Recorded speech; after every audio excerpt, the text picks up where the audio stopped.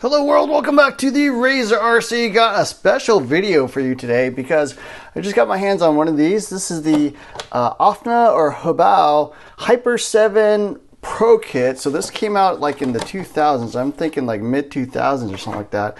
And was considered one of the, basically one of the nicest Nitro buggies you could get back then, back when, 8-scale Nitro racing was the was the class to be in. And this was basically their premium edition version. So I got this from a buddy of mine. Thanks to him for letting me grab this from him. Honestly, it's a really, really nice kit. We're going to take a quick look at the vehicle and then maybe even try to start it up. It's been about 15 years, I think, since this thing was running. We'll definitely need to do some things to get it up because out of the box it was kind of beat up. Had this foam filter, which as you can see is just like completely falling apart. So I just threw on a random like HPI filter for now. But yeah, let's take a quick look at this. This is the Hobao, or Ofna back in the day is what it was called. Looks like a nice 7075 aluminum chassis. Fairly typical looking, nothing too weird here. It does have all nice hex hardware, super beefy arms, front and rear. So design-wise, I think this was pretty similar to the Kyosho Inferno at the time, probably the 7.5. Hopefully the fuel tank still holds fuel. Might swap out these fuel lines, they look pretty old, but has the graphite radio tray, as you can see, the graphite upper deck here, the aluminum steering knuckles, which I guess can break. So the cool thing about this is Hobao is still around. They're still making Nitro vehicles, and they're still even making the Hyper 7. So the current edition is the Hyper 7 TQ Sport. It's kind of a budget entry-level vehicle. This is not their high-end race buggy at the time of this video, obviously, but they still make parts, they still make upgrades, you can still get replacement pieces. I think this vehicle is so popular and such a classic Nitro buggy that people still love this vehicle, and you can still get stuff, so that's pretty cool. All aluminum, fairly skinny shocks by today's standards, probably 12 millimeters, I would guess, something like that. Super beefy turnbuckles, as you can see, steel turnbuckles. Steering link's a little bit skinnier. The aluminum steering hubs, like I mentioned, which I guess is a bit of a weak point, so they do even make upgrades. I think you get CNC 7075 machined versions of that. You can see it's got, it looks like CVAs in the front, steel drivetrain. This particular one's got a Futaba S9303 servo, and then a kind of a random track servo there in the back. Back in the day, people were running nickel metal hydride, so it still has that battery, so we'll have to see if that still even charges or not. And this one's got a really nice OS Max RZ engine, so 0.21 RZ. I think it was one of the really high-end motors back in the day. Fairly like heavy-duty looking exhaust pipe, tune pipe there with that silicone coupler. This is the Pirate Femca. I'm not too sure about that brand, but yeah, pretty nice vehicle. You can see the graphite pieces up front, the sway bars, really substantial exhaust hanger there as well. Looks like this one's got an air filter or fuel filter there in the middle. 4 disc brakes, so that's kind of crazy. It's got 4 discs and whatever, 8 pads, I guess, clamping down on this, so this must have like ridiculous stopping power. Aluminum chassis braces. I think some of this stuff might be upgrades. Let's have a lot of the nice aluminum purple parts, aluminum chassis braces down the middle. Really, really nice. Looks very, very substantial. The nice Hyper 7 wing there on the back.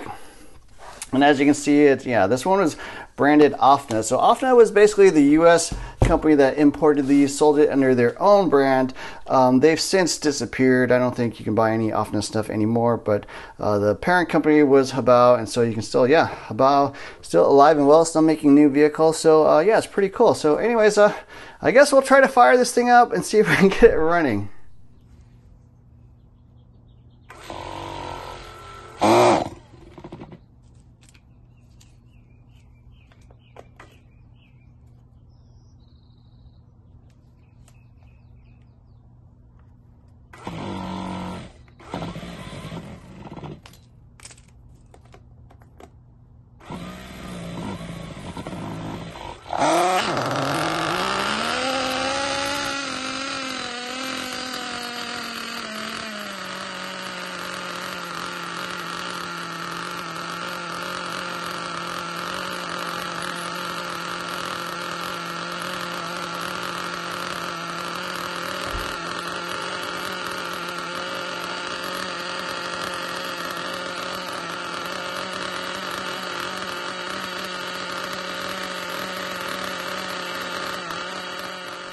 Okay, so I was able to get it fired up, which is pretty cool because I don't think this Buggy's been running in like 17, 18 years, according to my friends. So somewhere in like 2005 or so. So I did have to fix a few things. I did change out the glow plug. It did seem kind of burned out a bit. It would actually light up, but wasn't really that bright.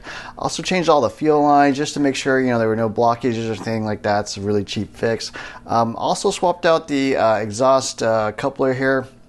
Seemed to be leaking a bit. I was able to fire it up with the stock one, but there's pulling some oil and stuff, so I did swap that out. And did not run any of the electronics or anything, just, you know, manually move the servos to get it fired up. But yeah, fired right up, was running fine, you know, on idle, you know, at kind of a high idle is where I had it set, but it was actually running, so it was pretty cool. This battery does actually still charge, so I was able to get it up to about 5.5 volts. It's a 5-cell nickel battery, so it should be closer to more like 6 or higher, I guess. But it does actually charge, so that was pretty interesting. So and working on kind of fixing this up a little bit. One of the servos was bad, so I had like a Traxxas throttle servo. I switched it out to an HPI. Just kind of messed with the linkages and stuff. Some of these linkages I kind of cleaned up a little bit. So next thing to do is actually try to get the electronics running.